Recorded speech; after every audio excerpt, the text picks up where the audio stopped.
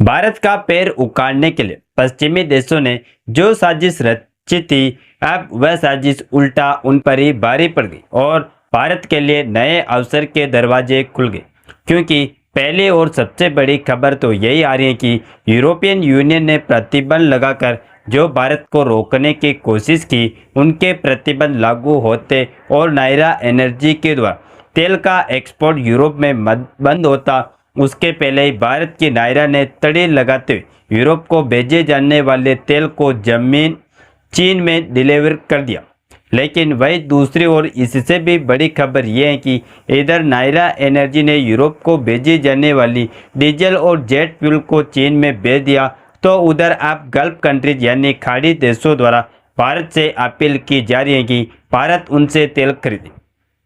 यानी रूस से तेल खरीदना तो बंद नहीं होगा, लेकिन वही दूसरी ओर सऊदी अरब, इराक और यूएई से भी अब उस सस्ते क्रूड ऑयल भारत में आने वाला है। और बात इतने तक की सीमित नहीं, बल्कि बताया तो यह भी जा रहा है कि इसी बीच आर्थिक रूप से मजबूत देश सिंगापुर भारत के साथ इकोनॉमिक पार्टनरशिप बढ़ाने के लिए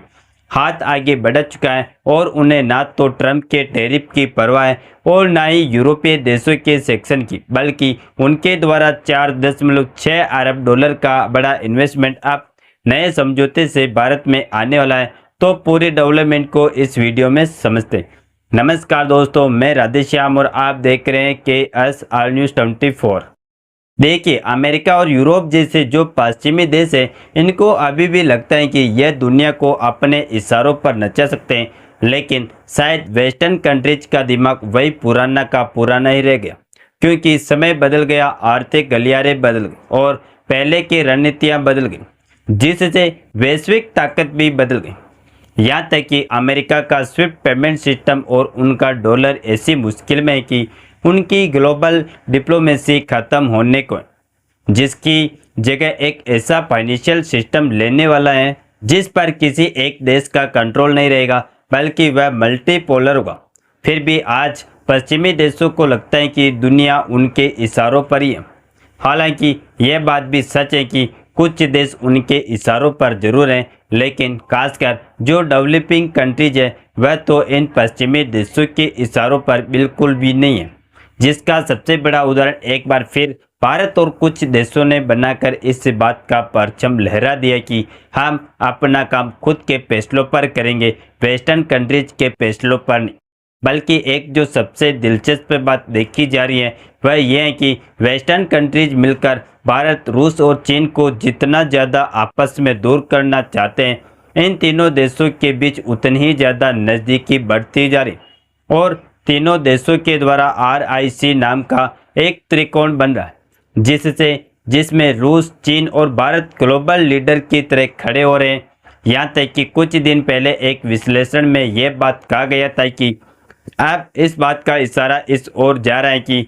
RIC यानी कि रशिया, इंडिया और चीन का जो टाइका है, वह एक्टिविटी हो रहा है। हालांकि कुछ हफ्तों पहले उतने सबूत नहीं थे, लेकिन आज कुछ ऐसी खबरें आई हैं जिससे इतने पुख्ता सबूत हो चुके हैं कि यह बात साफ साफ देखी जा सकती है आखिरकार ये किस तरीके से काम हो रहा है और कैसे अमेरिका, यूरोपीय देश खुद भारत, रूस और चीन की इस कड़ी को मजबूत करते जा रहा है। वह भी ऐसी कड़ी जो कि आगे चलकर खुद पश्चिमी देशों पर भारी पड़ेगी। जहां इसका सबसे बड़ा उदाहरण तो अब यही बन चुका है कि हाल ही में भारत की नायरा एनर्जी ने चीन को डीजल और जेट फ्यूल की सप्लाई किया, जो साल 2021 के बाद से यह पहली बार है जब भारत ने यूरोपियन प्रतिबंधों के बाद चीन में पेट्रोलियम प्रोडक्ट बेचा। पिछले महीने यूरोप ने रूस पर प्रतिबंध लगाने के बाद सीधा भारत की नायरा एनर्जी को टारगेट किया और उन्होंने साफ साफ कह दिया कि भारत अगर रूस से खरीदे गए तेल डिमांड करके हमें बेचता है तो हमें इसे बिल्कुल भी स्वीकार नहीं करेंगे। यूरोप का कहना था कि भारत रूस से एनर्जी परचेस करके इस तरीके से उनकी आर्थिक मदद कर रहा है, जिससे उन्हें युद्ध में बढ़ावा मिल रहा है और यूक्रेन के खिलाफ रूस युद्ध लड़ रहा है। लेकिन जब भारत ने नज़र दौड़ाई तो वही यूरोप का दोगलापन साफ हो गया कि खुद तो रूस से LNG यानी कि नेचुरल गैस खरीद रहा है, जबकि भारत को इसी रूस से कच्चा तेल और नेचुरल गैस परचेज करने पर रोकना चाहता है। फिलहाल भारत ने यहाँ से इंटरनेशन तो यूरोप का साफ साफ समझ लिया कि कहीं ना कहीं यह भारत को आर्थिक चोट पहुंचाने की साजिश है। इसीलिए सीधा सीधा भारत की दूसरी सबसे बड़ी रिफाइनरी को ही बैन किया गया। लेकिन दोस्तों अब क्या हुआ कि शुरुआत में तो नायरा को ही कई मुसीबतें झेलनी पड़ी,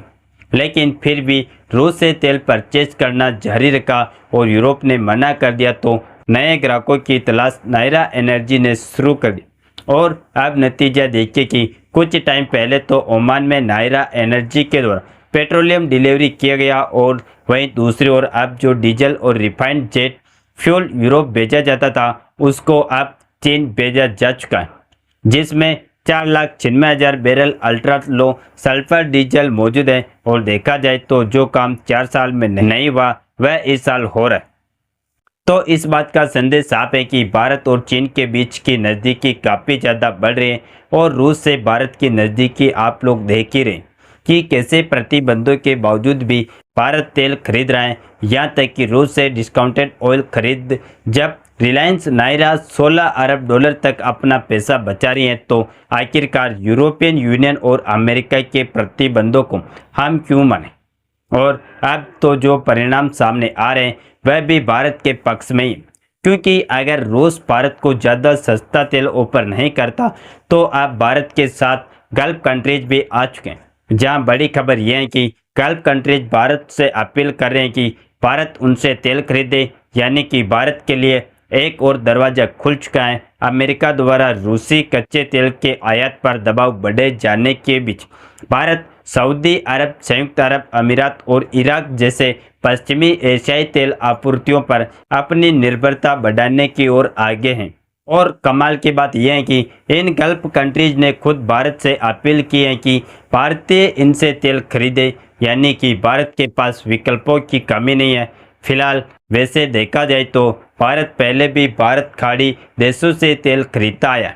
लेकिन अब इसकी की खरीद और भी ज़्यादा बढ़ सकती है। इतना ही नहीं बल्कि सऊदी अरब तो 7 या 8 महीनों के भीतर भारत की तेल रिफाइनरी में बड़ी इन्वेस्टमेंट करने जा रहा है, जिसकी प्रतिक्रिया शुरू कर दी गई है। और खासकर सऊदी अरब का इन्वेस्टमेंट भारत की बीपीसीएल और ओएनजीसी में आने वाला है। इसीलिए वह अभी भारत में बनने वाली अपनी नई रिफाइनरियों की DFR डिटेल फिजिबिलिटी रिपोर्ट तैयार करें, यानी वह ये देख रहे हैं कि रिफाइनरी कहाँ बनेगी, कितनी बड़ी होगी, कितना खर्चेगा और उससे कितना फ़ायदा होगा। और मैं आपको बता दूं कि यह बात गवर्नमेंट सोर्स से रिलीज की गई। इसके अलावा सिंगापुर ने भारत में लगभग 4.6 अरब डॉलर का ताज़ा निवेश करने की घोषणा की है। यह निवेश तीसरे India Singapore ministerial round table ISMR के दौरान सामने आया, जो भारत और सिंगापुर के बीच आर्थिक और रणनीतिक सहयोग को और गहरा करने का एक प्रमुख मंच है। इस दौर की बैठक में सरकारों के प्रमुख सूत्रों की उपस्थिति रही, जिनमें भारत के विदेश, वित्त, वाणिज्य और रेल एवं सूचना प्रौद्योगिकी मंत्री शामिल थे, जबकि सिंगापुर की ओर से डिप्टी PM नेतृत्व कर रहे थे। यह निवेश विशेषकर उन्नत तकनीकी, अंतरिक्ष, हरित ऊर्जा, डिजिटलीकरण, कनेक्टिविटी, वास्तुशिल्प तथा स्किल ट्रेनिंग और सस्टेनेबिलिटी जैसे क्षेत्रों पर केंद्रित है। बाकी आपको क्या लगता है कि भारत के द्वारा चीन में डीजल और जेट फ्यूल भेजने का फैसला सही है या नहीं? अपनी राय कमेंट में ज़रूर बताएं और इस वीडियो को एक लाइक करके अपने दोस्तों तक शेयर जरूर करें ताकि उन्हें भी जानकारी मिल सके।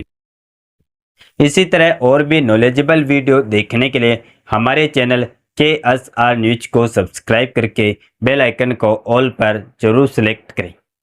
जय श्री राम, जय हिंद, जय भारत।